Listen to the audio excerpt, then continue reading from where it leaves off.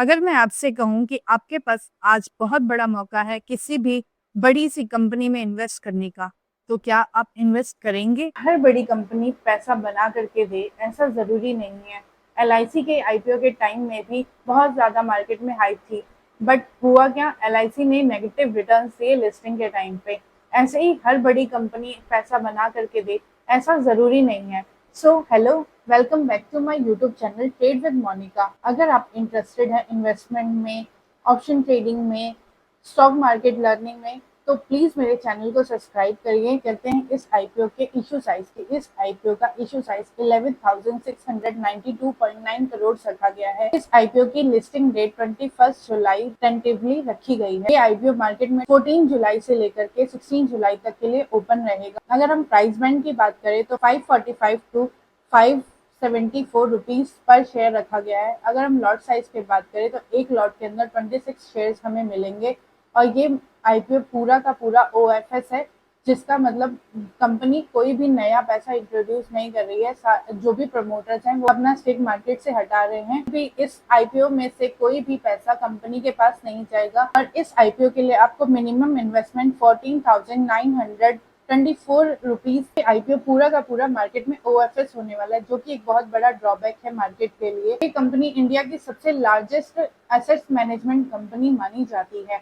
Company करती क्या है? एसबीआई का नाम तो सभी ने सुना है, हर कोई एसबीआई के बारे में जानता है। सो किसी को इसे बताने की जरूरत नहीं है कि एसबीआई क्या करती है। एसबीआई फंड मैनेजमेंट कंपनी है, जो कि एक एसबीआई म्यूचुअल फंड के इन्वेस्टमेंट को मैनेज करने का काम करती है। इंडिया की सबसे बड़ी लार्जेस्ट एसेट मैनेजमेंट कंपनी है, जिसे हम एएमसी कंपनी बोलते हैं, और करोड़ों का डिस्ट्रीब्यूशन मार्केट में करती है। प्लस एसबीआई का भरोसा और अमंडा की मार्केट स्ट्रेटेजी की वजह से एसबीआई पे लोगों का ट्रस्ट बहुत ज्यादा है। इसकी जीएमपी के बारे में बात करें तो ग्रे मार्केट प्रीमियम में इसका प्राइस 111 रुपीज पर शेयर चल रहा है। इसका मतलब एक लॉट साइज में आपको 2800 के अप्रॉक्स ही प्रॉफिट होगा, जिसके हिसाब से जीएमपी के भरोसे बिल्कुल ना रहे। जीएमपी सिर्फ और सिर्फ एक estimate. GMP time to time fluctuate होता रहता है, तो ये सिर्फ एक अंदाजा है कि मार्केट में आपको इसके हिसाब से लिस्टिंग देखने को मिल सकती है। लेकिन याद रखिए, जीएमपी के भरोसे हमें कभी भी नहीं रहना है, क्योंकि मार्केट सेगमेंट रोज बदलते रहते हैं, तो उसके हिसाब से जीएमपी घटती बढ़ती रहेगी। अब हम बात करेंगे कि क्या इस आईपीओ में आपको अप्लाई करना चाहिए या नहीं करना चाहिए। अगर आप लिस्टिंग गेन के लिए अप्लाई कर रहे हैं तो स्ट्रॉन्ग सब्सक्रिप्शन और मार्केट सेंटिमेंट्स को ध्यान में रख कर के करिएगा।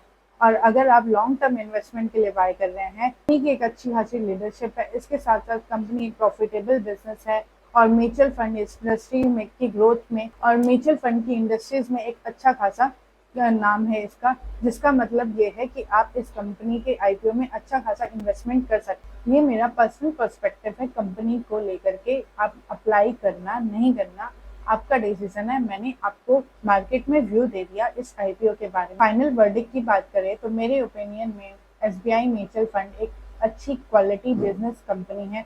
बताया आपको कि म्यूचुअल फंड और एसेट्स मैनेजमेंट कंपनी सिर्फ और सिर्फ इन चीज़ों पर रिलाई करती हैं कि मार्केट में जैसी परफॉर्मेंस होगी उसी हिसाब से आपको रिटर्न मिलेंगे। अगर मार्केट में अच्छी परफॉर्मेंस है तो आपको अच्छे रिटर्न देखने को मिलेंगे, मार्केट में नेगेटिव परफॉर्मेंस है तो आपको नेगेटिव रिटर्न देखने को मिल सकते हैं। और अगर आपको आईपीओ एनालिसिस पसंद आया हो तो प्लीज़ मेरी वीडियो को लाइक करिएगा, ज़्यादा से ज़्यादा मेरी चैनल को सब्सक्राइब करिएगा, इस बेल आइकन बटन को दबाना नहीं भूलिएगा ताकि आपको कोई भी नोटिफिकेशन मिस ना हो। करके ज़रूर बताइएगा कि इस आईपीओ में आप इन्वेस्ट करने वाले हैं या नहीं करने वाले हैं। मैं इस आईपीओ में पर्सनली इन्वेस्ट करने वाली हूँ फॉर द लॉन्ग टर्म।